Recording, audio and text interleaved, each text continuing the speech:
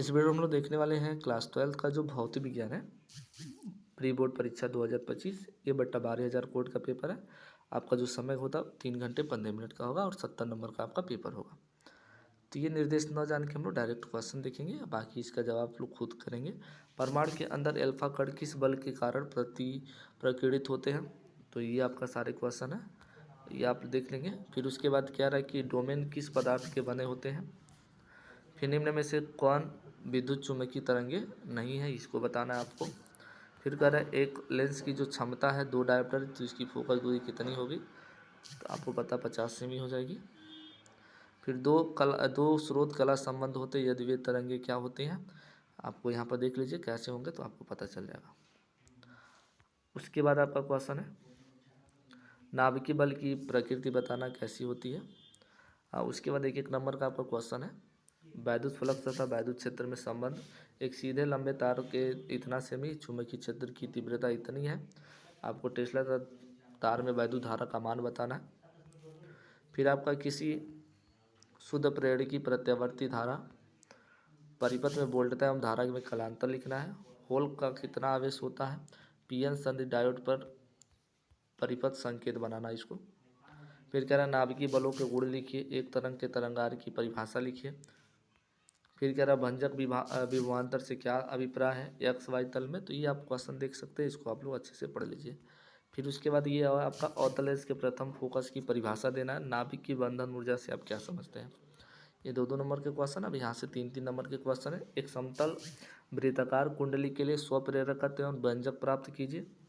फिर उसके बायोसेवर्ट का समीकरण की सहायता से निर्वात की चुंबकशीलता का मात्रक एवं बीमी समीकरण को क्या करना बताना है। फिर आपका है वैद्युत विभव तथा वैद्युत विभवांश से क्या तात्पर्य है, इनके मात्रक लिखना है। बंधन ऊर्जा से आप क्या समझते हैं? इतना का परमाणु द्रव्यमान इतना है, तो इसकी न्यूक्लियर में आपको क्या करना, बंधन ऊर्जा क्या करना, ज्ञात करना है। फिर नेक्स्ट क्वेश्चन आपका है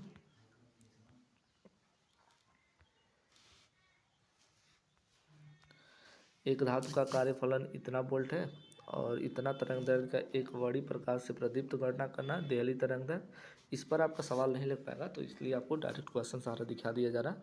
इसको आप लोग खुद से कर लेंगे। सैल्यूशन चाहिएगा तो बताइएगा आप लोग कमेंट बॉक्स में, कम से कम 20 लोग किए रहेंगे कमेंट, ठीक है ना? तो मैं इसका सैल्यूशन ज़रूर बता दूंगा। ये किन किन बातों पर निर्भर करता है? फिर दिखाइए कि हेनरी बट्टा फैरेड 1/n प्रतिरोध को प्रदर्शित करता है। फिर आपका है एक अनंत लंबाई के एक समान आवेशी सीधे तार का रैखिक घनत्व बताना है, जिसमें इतना और इतना वैद्युत क्षेत्र की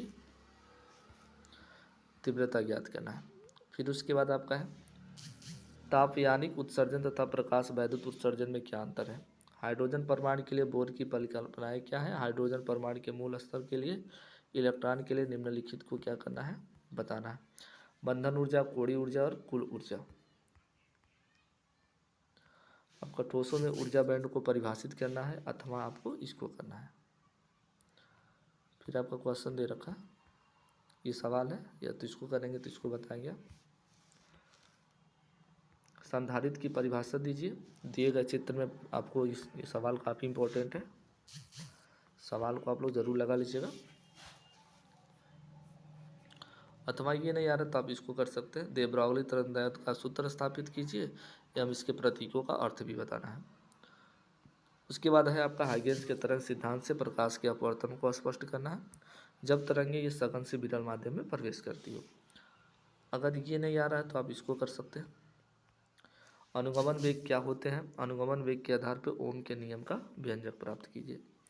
उसके बाद आपका दिया किसी अवतल गोली पृष्ठ पर आपतित प्रकाश की अपवर्तन का सूत्र लिखिए। n/v-1/e=n-1/r स्थापित करना और n पदार्थों का वायु के सापेक्ष अपवर्तनांक तथा r गोली तल की त्रिज्या बताना है।